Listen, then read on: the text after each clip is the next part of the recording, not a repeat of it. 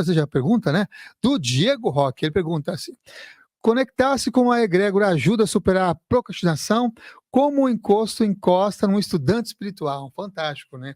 Além de toda essa perspectiva que a gente trouxe aqui hoje, nessa nossa aula live, né? Nesse nosso conteúdo de hoje, é bem interessante essa pergunta, porque tem a ver com o calcanhar de Aquiles de todo o estudante espiritual, né?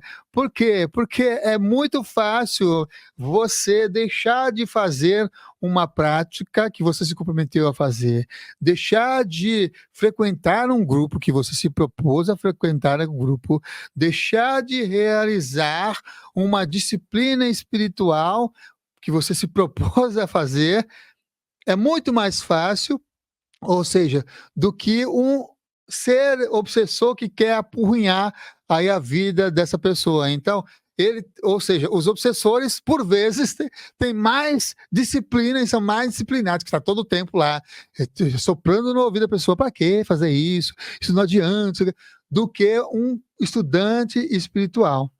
Sim, conectar-se com uma egrégora, conectar-se com um grupo, é um acoplamento espiritual que está realizando, não é com um ser espiritual, mas com um grupo de pessoas, ajuda e auxilia. Aí, no caso, um acoplamento com o holopensene do grupo ou a egrégora do grupo. Vai ajudar e muito a fortalecer a pessoa a praticar. É tipo assim, se você está, por exemplo, de regime, e você não pode, por um exemplo, comer nada gorduroso, e os seus amigos todos do seu convívio, do seu grupo, só comem coisas gordurosas, você tem a tendência a procrastinar esse seu regime e se alimentar junto com aqueles seus amigos, os seus colegas, ou aquelas pessoas que estão ali do seu convívio. É tanto que um dos desafios da mudança de perspectiva, de sair de um vício, por exemplo, qual é a primeira tarefa que se faz? Tirar aquele viciado do ambiente e das pessoas, porque forma um holopensene que influencia com que ele continue naquele vício. Então, do lado negativo é esse o exemplo que eu estou te dando, mas o lado positivo é a egrégora de pessoas positivamente pode sim ajudar a pessoa a deixar de procrastinar. Como? Ele vai ver, vai acompanhar o progresso de cada um dos integrantes. E se tem uma partilha ali, dentro daquele grupo, de sucessos, de conquistas que, por exemplo, se uma pessoa conseguiu deixar de ser procrastinadora, se está conseguindo manter disciplina, cada depoimento que ele compartilha no grupo, cada fala de sucesso que ele tem, é um reforço psicoenergético para aquela pessoa que está sofrendo, vamos dizer assim, de procrastinação.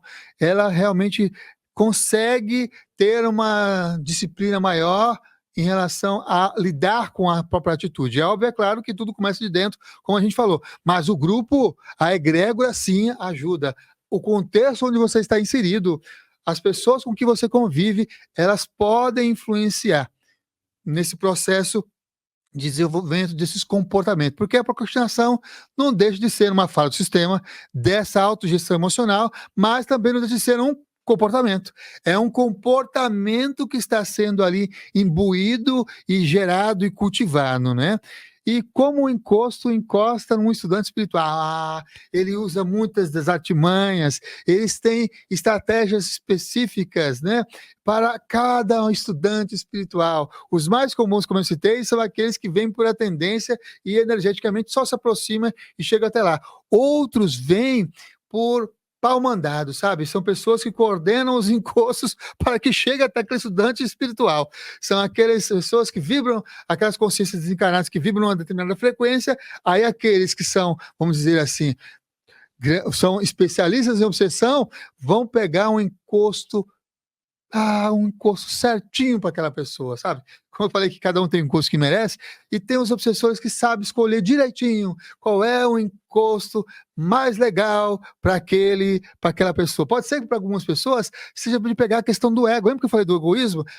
E chegou em um encosto que é de elogio, e aí a pessoa fica fascinada por si mesmo. Que trabalho maravilhoso que eu desenvolvo, é o melhor de todos, e os outros é uma porcaria, e aí vai dessas fascinações. pode ser que chegue por aí. Então tem diversas formas de chegar. Um deles é assim, nessa coisa da fascinação, até por meio de elogios, não é a crítica, porque a crítica também é um meio de chegar no estudante espiritual.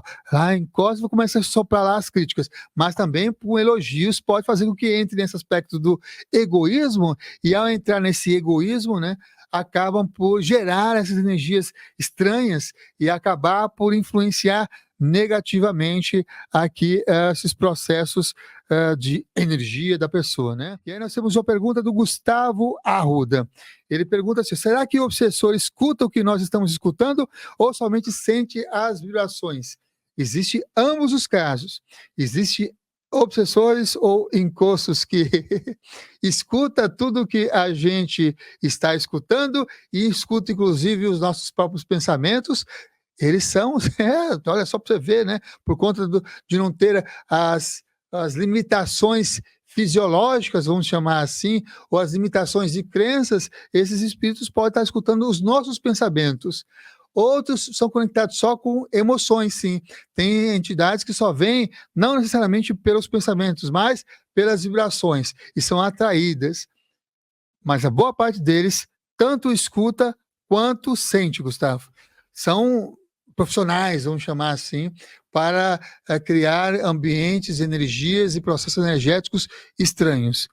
Ele pode escutar os seus pensamentos, escutar as suas ideias e sentir todas as vibrações que você está sentindo.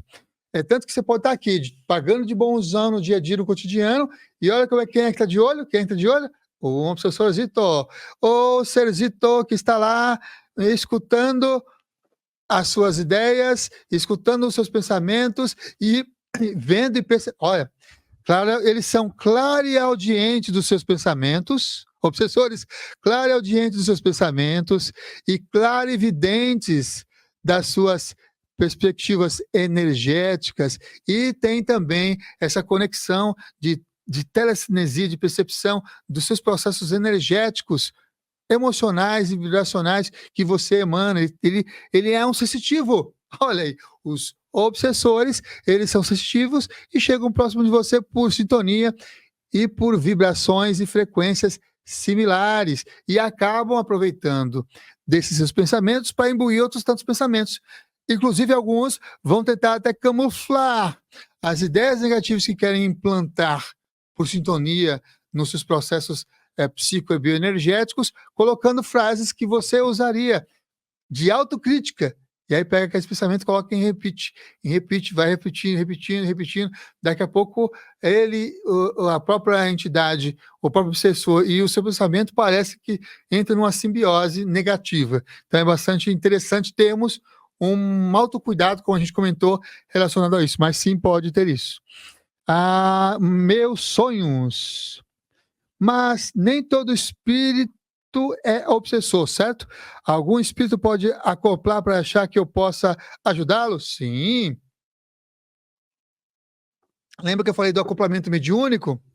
Notadamente, também, boa parte desses acoplamentos mediúnicos são levados por amparadores, diversos espíritos que não necessariamente são obsessores, mas são aquela primeira leva de encostos que eu falei, de seres que estão perambulando, pessoas que estão perambulando, desencarnaram e estão perambulando pelo planeta, interagindo com essa realidade por aqui, e aí são levados nos trabalhos de assistência espiritual, e aí o que ocorre?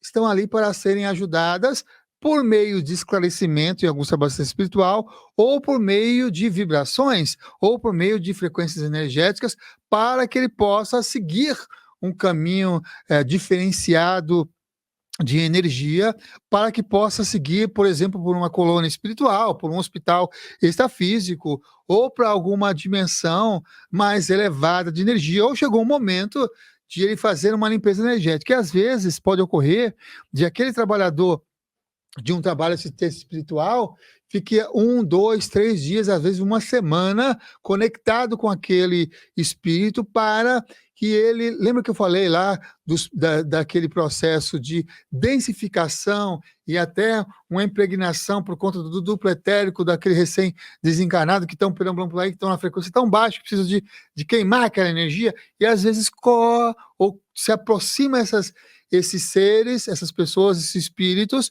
para que aquele médico, através da sua energia, do seu trabalho também bioenergético, ajude aquele ser. Então, pode ser que seja para ser ajudado mesmo, sim. E aí, quem trabalha com desobsessão há muito tempo pode reconhecer isso muito facilmente, porque às vezes ocorre de você estar carregando um espírito ou levando um espírito para poder ajudá-lo, ele transcender aquelas frequências e aquelas energias. Então, é um serviço, né, que a gente está prestando nesses quesitos. Outras vezes fica apenas no decorrer do dia daquele trabalho de obsessão, e aí você encontra com aquele espírito fora do corpo e ajuda também ali fora do corpo, junto com os outros amparadores, doando a sua energia de projetor, que é mais densa do que a própria energia dos amparadores, que é muito mais sutis. Aí utiliza também essas energias para acabar ou reduzir as energias ali do duplo etérico. Então pode acontecer aí, meus sonhos, que eu não sei qual é o seu nome, mas grato pela sua pergunta. O Diego Roque falou assim, sim, valeu, olha que beleza. Gratidão aqui por estar aqui, Diego. E a Carmen comenta aqui ao vivo, fala assim, ó, já não somos nós que ainda não encontramos a iluminação. Sim, nós somos humanos e ainda não encontramos a iluminação, então é bom fazer o quê? Começar com uma luzinha. A gente não é um grande farol de luz para iluminar, aí um sol para iluminar o caminho, nem mesmo a lua, muitas vezes, para iluminar os caminhos escuros de outras tantas pessoas que possam estar passando por desafios, ou nós mesmos. Pode ser que a gente não se sinta como um sol e nem se sinta como uma lua, mas se a gente já se colocar numa postura de que, olha, sou uma chama de uma vela, e essa chama de uma vela no meio da escuridão e no meio de processos difíceis do cotidiano pode ser a luz necessária para alguém. Pode ser, notadamente, no mínimo, vai beneficiar nós mesmos com manter essa chama acesa. E pode ser que essa chama dessa vela é que mostra o caminho para a pessoa sair de um buraco ou não tropeçar em algum fato difícil do cotidiano. Então, sim, Carne em Paz, mantemos aí a nossa chama acesa, mantemos a nossa sintonia e, como aí, parafraseando aí a pergunta que o Diego trouxe, né? E se você tiver a oportunidade de interagir com um grupo, com uma egrégora, com o Holopensene, é bem interessante para manter realmente cada vez mais essa chama acesa, para manter cada vez mais esse fogo do espírito e essa alma vibrante e iluminada. E aí sim, você vai se livrar dos encostos e as entidades que porventura chegar com energias estranhas, você vai saber lidar muito bem, harmoniosamente bem, e não se sentir tão incomodado e nem mesmo sugado por essas energias, porque você já sabe lidar com essas conexões, sintonias e acoplamentos energéticos espirituais e com o seu próprio ser, vibrando a sua chama de luz, vibrando a sua presença, vibrando o seu ser.